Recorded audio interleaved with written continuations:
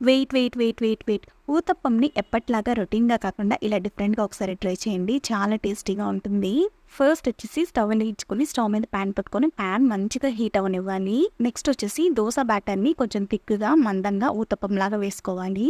ఇలా ఊతప్పంలాగా వేసుకున్న తర్వాత పిండి మొత్తం హోల్స్ లాగా ఫామ్ అవుతుందనమాట. ఇప్పుడు ఈ స్టేజ్‌లో చిన్నగా రౌండ్‌గా కట్ చేసుకున్నటువంటి కొన్ని పచ్చిమిర్చి, సన్నగా చాప్ చేసుకున్నటువంటి కొన్ని ఆనియన్స్ అండ్ అలాగే సన్నగా చిన్నగా చాప్ చేసుకున్నటువంటి కొన్ని టమాటో పీసెస్ అండ్ అలాగే కొంచెం క్యారెట్ తురుమును కూడా యాడ్ చేసుకోవాలి.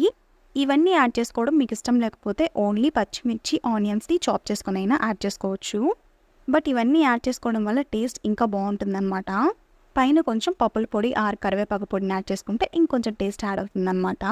ఇప్పుడు 2 ఆర్ 3 మినిట్స్ మూత పెట్టేసి టర్న్ చేసేసుకోవడమే. అంతే, ఎంతో టేస్టీ ఊతప్పం అయితే రెడీ. వీడియో నచ్చినట్లయితే సబ్స్క్రైబ్ చేసుకోండి, లైక్ చేయడం మాత్రం మర్చిపోకండి.